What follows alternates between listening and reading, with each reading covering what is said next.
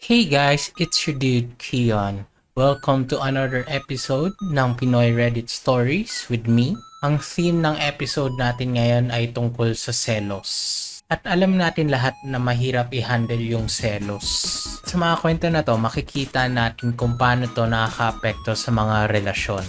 So bago tayo magsimula guys, huwag kalimutan mag-subscribe sa akin channel, Kion PH, para lagi kayong updated sa mga bagong episodes. Kung on the go ka naman, pwede nyo pakinggan yung Pinoy Reddit Stories sa Spotify, Amazon Music, at sa mga iba pang podcast platforms. Kaya tara na, simulan na natin yung mga kwento. Alamin natin kung sino ang talagang nagiging seloso at selosa at paano nila hinarap ang kanilang sitwasyon. So yung first story natin ay under sa subreddit na Ako Ba Yung Gago? And yung title ay Ako Ba Yung Gago kung i-request ko sa BF ko na patingin ng CP niya? Lagpas 1 year na kami pero sa loob ng 1 year, never kong chinek yung CP niya kasi natatakot akong masakal siya ulit sa akin. For background purposes, ex ko siya before. Then may isa siyang kaklase na pinagselosan ko dahil iba yung closeness nila during pandemic pa yon. Sa sobrang selos ko before, laging kong chine-check account niya, then nag-break kami for some reasons. Years after, nag-ayos kami, pero minake sure ko sa sarili ko na hindi ko na uulitin yung pag-check sa account niya, even sa phone niya for peace of mind. There was a time na nakikilaro ako sa PC niya kapag andun ako sa kanila, then biglang nakita ko sa Discord niya na nakausap niya recently doon yung pinagselosan ko dati. Bukod doon, nakafollow pa rin siya sa IG nun, pero ang rason niya, kaibigan niya kasi, kaya hindi niya ma-unfollow. Sinasabi niya na may boyfriend na yung tao, kaya hindi dapat pagselosan. So recently, umalis siya with his college friends, pero hindi ko kilala exactly kung sino.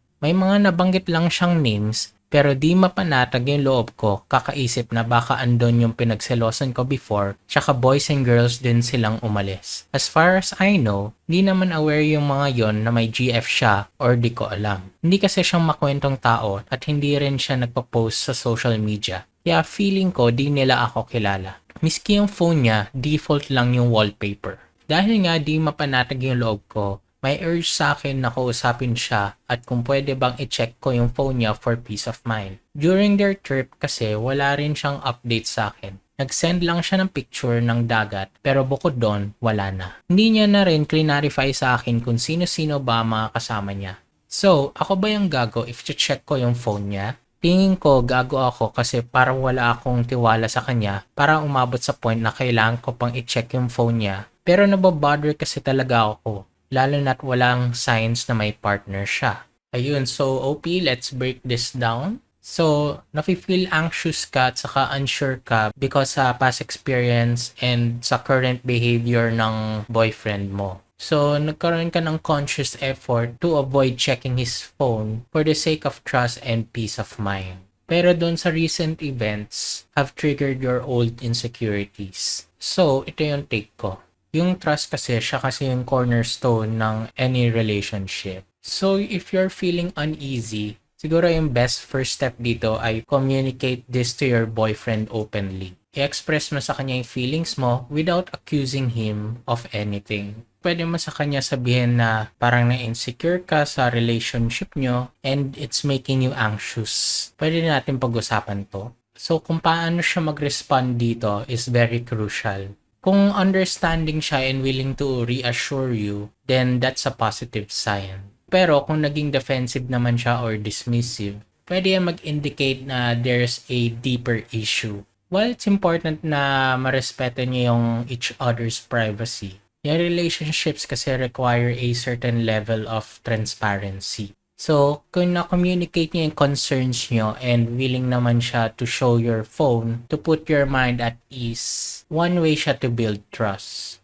Pero, kung naging isang regular demand to, it might also indicate a lack of trust that needs to be addressed through other means like counseling. It's understandable naman yung past traumas can make you more sensitive to potential red flags. Kaso, yung constantly checking his phone might not be the best solution. Siguro, kailangan mo lang i-work in trust issues mo through personal reflection at saka therapy. Might be more beneficial in the long run. Ayun, so bago ko ibigay ang aking verdict, punta rin naman tayo sa comment section. So, sabi ng isang commenter, di ka gago, pero girl, this isn't worth the drama. Second comment, di ka gago but OP, make sure that he knows what you're doing and your feelings as well. Get his consent since it involves his privacy. You're just asking for reassurance from him. If he can't give it, evaluate your relationship. If he can give it, and if it turns out for nothing, slowly rebuild your trust in him and your relationship.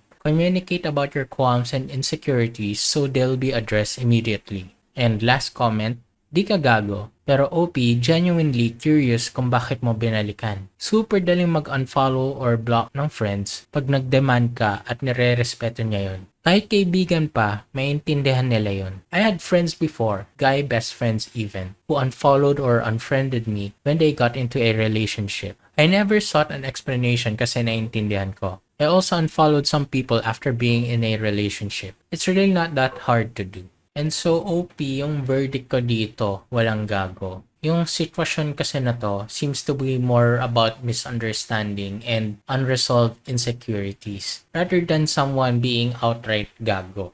Importante din na ma-address mo yung feelings and work on trust issues rather than resorting to checking his phone immediately. Having a conversation could go a long way in resolving your doubts and strengthening your relationship. And yun lang naman yung story natin today. Move on na tayo to another subreddit. And so yung second subreddit natin is from Advice PH. And yung title ay, There's a girl who always chat my BF. I feel suspicious dun sa girl na naging client ang BF ko from diving coaching. Lagi kasing nagchat sa BF ko, usually para mag-brag ng improvement niya sa diving or to compliment my BF's achievement sa pagdadive niya. Lagi din nagko-comment sa post ng BF ko. I understand naman na naging student siya ng BF ko, kaso sa pool diving lang. Minsan kasi pati sa open water or deep diving, nagtatanong pa din siya sa BF ko At nag-update kung ilang meters na naabot niya sa deep Hindi na niya coach BF ko doon. May nakita din ako nagsisend siya ng photos ng diving niya sa BF ko.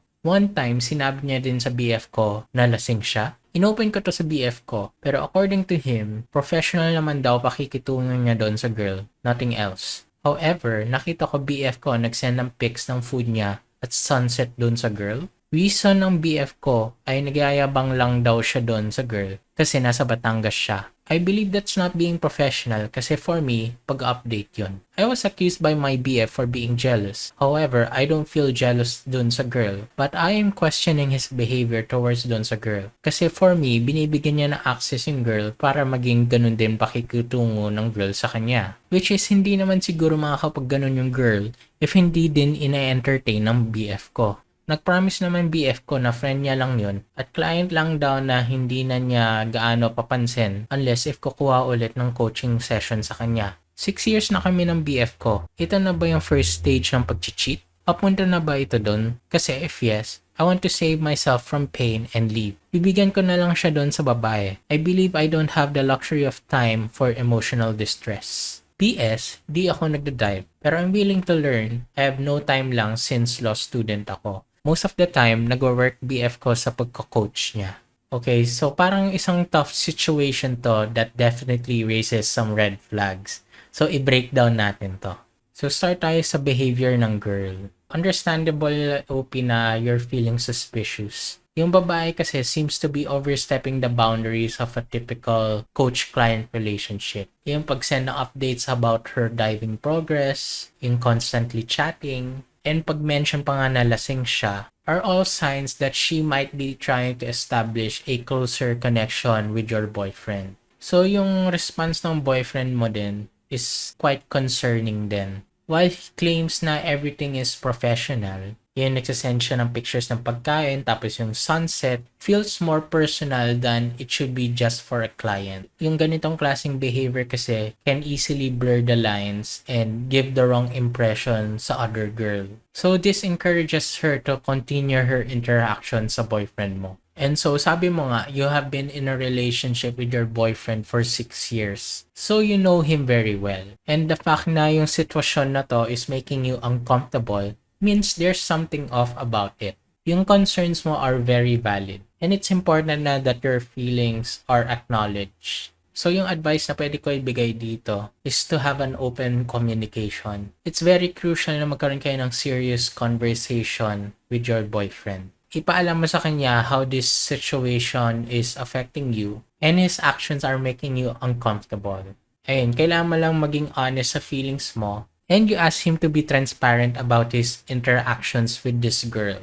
Ayun, so kailangan nyo din mag-establish ng clear boundaries together. Kung balak nyo din mag-continue na mag-coaching, there needs to be a professional distance maintained with clients, especially when it comes to personal chats at pag-share na din ng non-work related photos. Pero kung feel mo yung trust is starting to erode, it might be worth asking na din to show you his chats with her. This isn't about controlling, pero it's about ensuring that there's nothing hidden that could damage your relationship further. I-strengthen nyo na din yung bond nyo by spending quality time with each other. Maybe OP, consider mo na din mag-take ng diving lessons to share his passion and bridge the gap that this situation has created. And lastly, if you feel na yung concerns mo are just being brushed off or yung boyfriend mo continue pa din sa pag-engage sa babae na to in ways that makes you uncomfortable, huwag ka matakot na i-prioritize mo din yung well-being mo. Kung hindi siya willing i-respect yung feelings mo, maybe it's time to rethink the relationship. And bago ko ibigay ang aking conclusion, basa na din tayo ng comments. First commenter sinabi, they are flirting with each other. Dapat i-cut off na ng BF mo yung girl. Ego boost ata sa kanya dahil interesado sa kanya na hindi ikaw. Dahil binibigyan niya ng attention, feeling ni girl may chance siya sa BF mo. Response ni OP dito, this is what I thought, kaya may lakas ng loob yung girl mag-chat sa kanya almost araw-araw. And second comment, easy lang OP, 6 years rin kayo. I agree it's a bit flirty na if may exchanges and updates na ganyan. If your BF values your relationship, he'd be willing to set boundaries with the girl or even cut ties with her for your peace of mind. Communicate. Third comment, parang kalokohan naman yung sasabihin ng BF mo na nagyayabang lang siya dun sa girl. So, ano kamong point niya at gusto niyang mangyari? Bakit kailangan magyabang, 'di ba? Professional daw pakikitungo, pero may pag-send ng pics, tapos nagyayabang lang daw. Hahaha, ang galing din ng BF mo OP. Pero bigyan mo siya ng chance. Malay mo, friend at client nga lang. Kapag natakbuhan mo ulit, alam na this.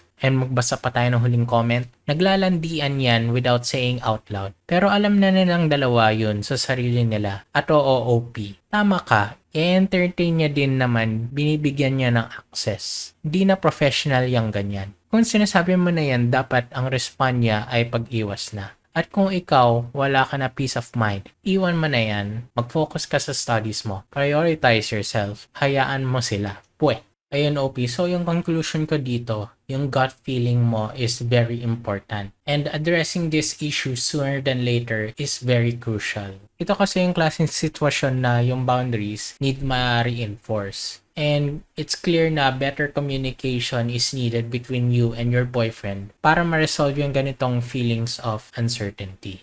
Ayun, so mag-move on na tayo to another Reddit story. So next subreddit is from AdultingPH.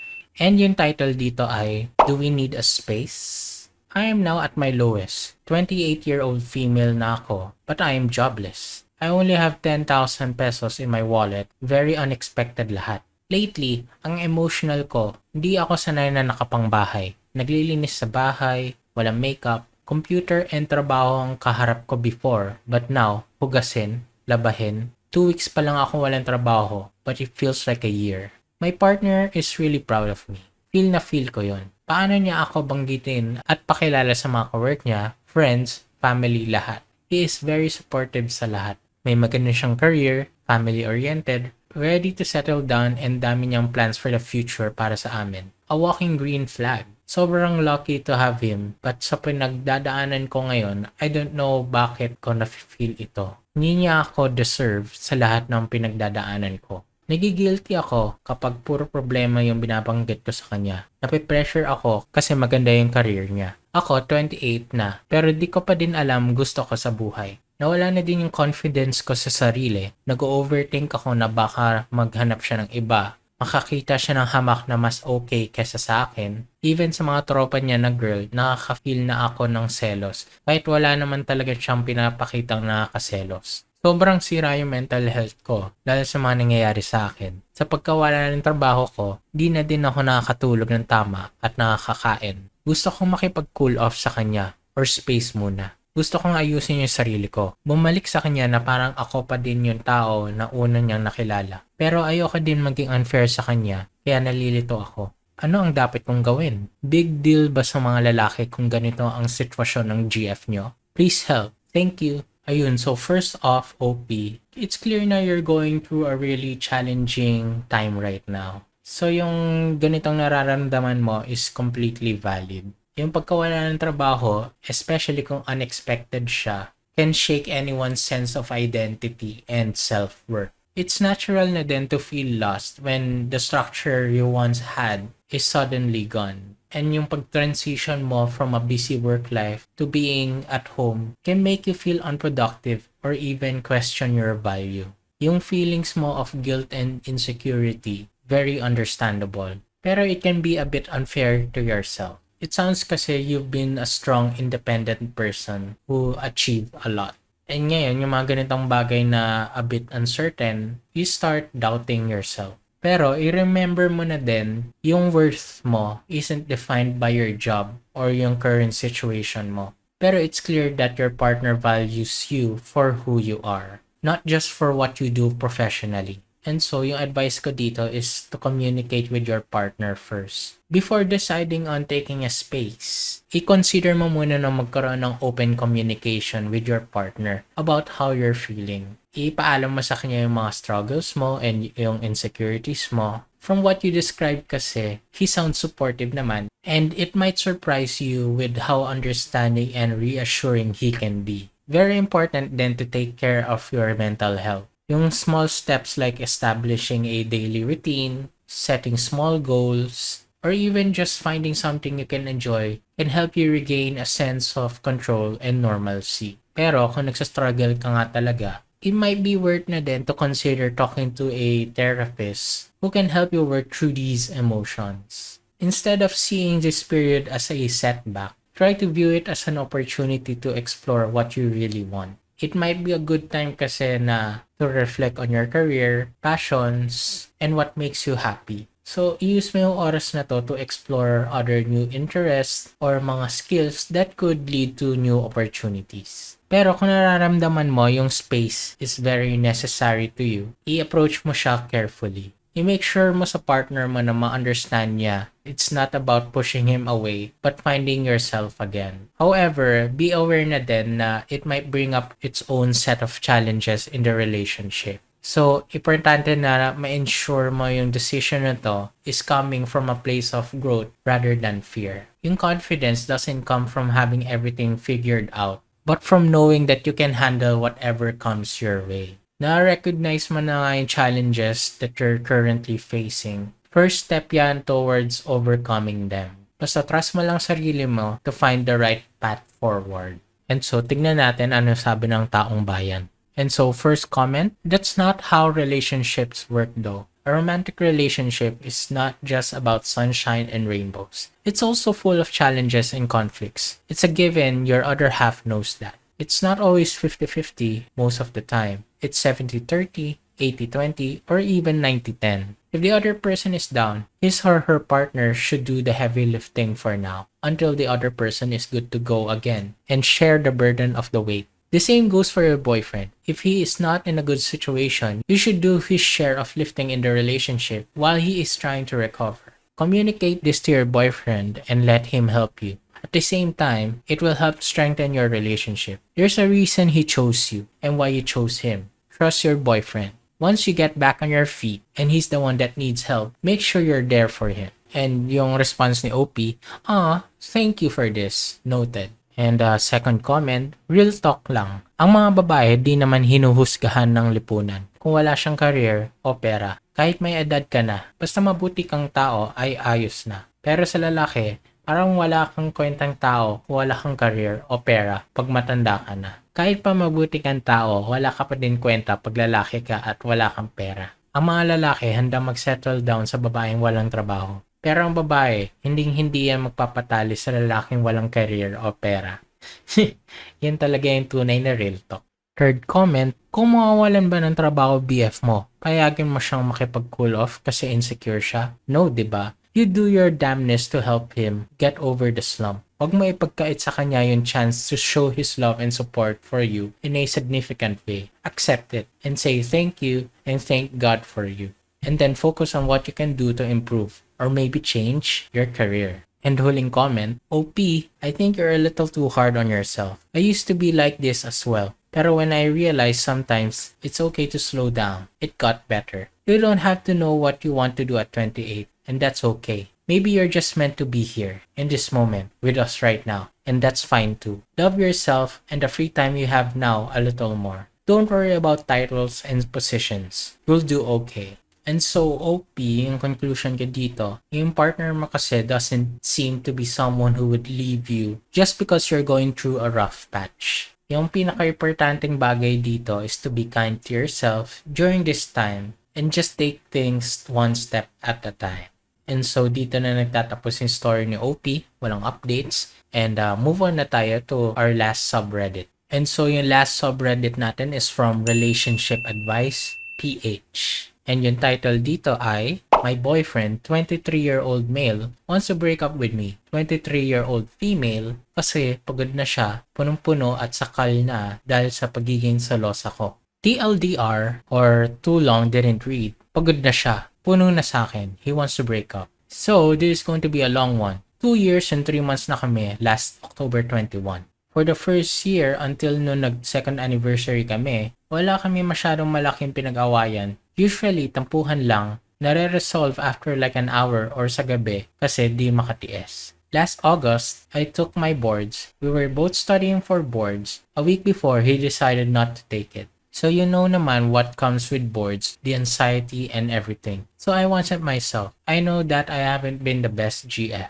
A week after my boards, before the result of me passing, I saw this girl pop up in his phone na nag-aasaran sila like po with each other. And he only does the po to his com and me and of course sa mga adults but not as a pang-asar. So I confronted him. I asked if she liked the girl, if she likes her personality and stuff. Fast forward, he said he likes her personality because she's bubbly. So we weren't okay, but the next day I went home to celebrate with my family for passing the boards. We went with this girl and a friend for lunch without me knowing, and nalaman ko na lang kasi na-videohan siya ng friends namin asking if siya ba yun. Fast forward, we have tried to fix our relationship to try again. The whole August dahil sa girl na pag-aawayan namin siya. Nagsaset ako ng boundaries, lalo na at barkada niya yung girl. And na-appreciate ko lahat ng effort niya, napansin ko lahat para sa peace of mind ko. Ang problema rin sa akin, may tendencies ako na kapag nasasaktan ako, nag-share ako ng retweets sa social media, ganyan. And ayaw niya yun. Sabi niya, it's not worth it trying anymore.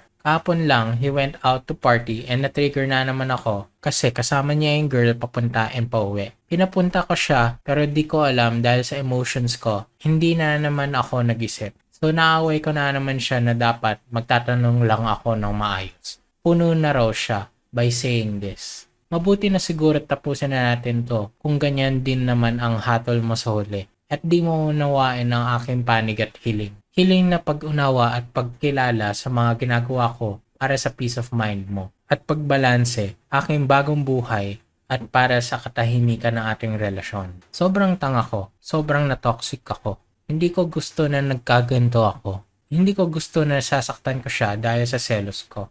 I don't know what to do. I don't want him to leave. Do I respond to his message or do I give him space? So, OP, yung sitwasyon na to is really tough. And clearly, you're going through a lot emotionally. Yung relationships kasi can get complicated when trust is shaken. And the way things have escalated seems to stem from a lack of communication and growing insecurities. From what you shared kasi, your boyfriend seems to be suffocated by your behavior, especially your jealousy and how it's affecting his peace of mind. Understandable na din na you feel insecure, especially if there's another girl involved.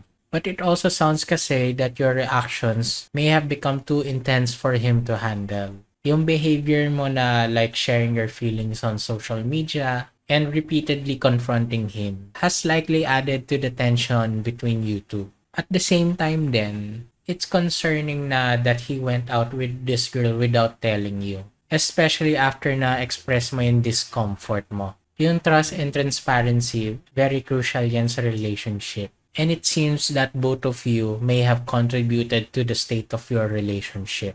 So yung advice ko dito, OP, try to give him space. Yung boyfriend mo na-express niya din na he's overwhelmed and kailangan niya ng space. So importante na marespeto mo yun. Ibigyan mo siya ng time and space so parehas kayo makakahinga at maklear din yung minds nyo. And i-approach niyo yung sitwasyon na to more rationally. Gamitin mo na din yung oras na to on why you're feeling insecure at saka jealous. Is there something about his behavior that's triggering you? Or is it about your own fears? Addressing the root of your emotions can help you address them more constructively. Kung seryoso ka naman about working things out, i-consider mo na din yung pag-try ng couples counseling. Pwede yan maging beneficial sa inyo. Yung pagkakaroon ng isang neutral third party can help you both communicate better and work through your issues in a healthy way. And so, habang binibigyan mo siya ng space, try mo na din i-focus yung own growth mo and self-improvement. Yung pag-rebuild ng confidence mo and finding ways to manage your emotions will not only help you in this relationship but in all aspects of life. And kung balak mo naman mag-respond sa message niya, try to be calm and understanding. I-acknowledge mo din yung feelings niya and express mo na din yung willingness mo to work on yourself and the relationship. I-avoid mo na din yung pagiging defensive or blaming as this will only push him further away. And so, i-prepare mo na din yung magiging outcome. While you may not want him to leave, importante din na i-prepare mo yung sarili mo emotionally for the possibility na he might decide to end the relationship. Sometimes kasi despite our best efforts, some things don't really work out. So, it's very crucial na to be ready to move forward, no matter what happens. And so, bago ko ibigay ang aking conclusion, magbasa na din tayo ng comments. First comment, honestly, both kayo may fault. Matagal na siguro nafe-feel ni Guy na nasasakal siya sa'yo at di niya kaya sabihan ka. And honestly, if he's already entertaining someone else to the point na nagsama sila sa party and bigla na lang siya napasabi na tama na, pagod na siya, maybe it's time to let go na talaga. You made it clear na uncomfortable ka, yet he still hung out with her. I don't get it, unless magkakilala na sila dati, diba? And sa'yo rin. Maybe you're just feeling the stress of everything going on in sa life mo. Sa boards, siya, etc. Kaya napalala yung pagsaselos mo. Pero for me, wag na. Tama na.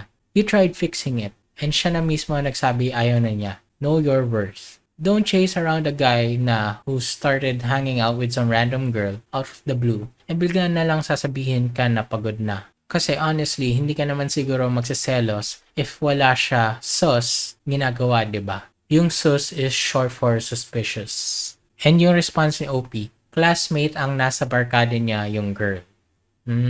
Second comment, end the relationship. He already broke her trust by hanging out with the girl nang di man lang nagsabi sa'yo tapos magkasama sa party tapos bigla na lang pagod na siya agad. Technically, nagsastart na siya mag-cheat dahil pagod na nga siya at di siya nagsabi or nag-confront sa'yo ng problems niya sa relationship niyo. Naipon ng naipon to the point na na-enjoy na niya yung company ng isang girl. Save yourself. Please don't give your 100% to your partner.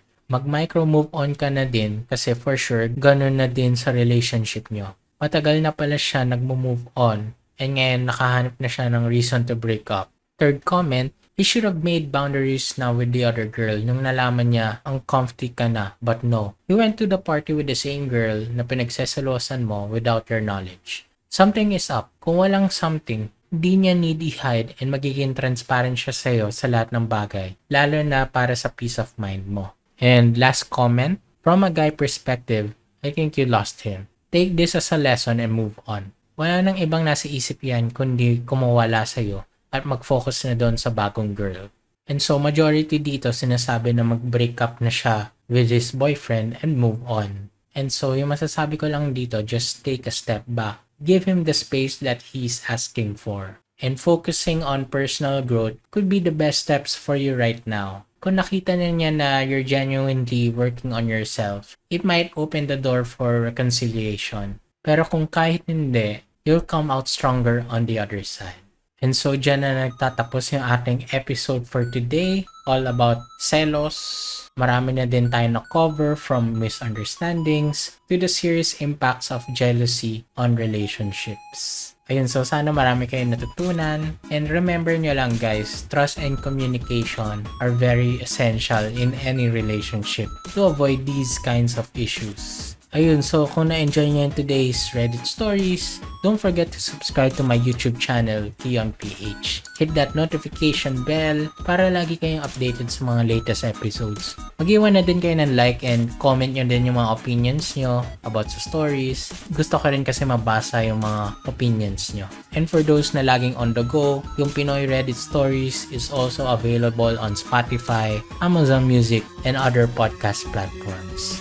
And yun lang naman yung episode natin today. Stay safe and I'll see you guys next Friday. Bye!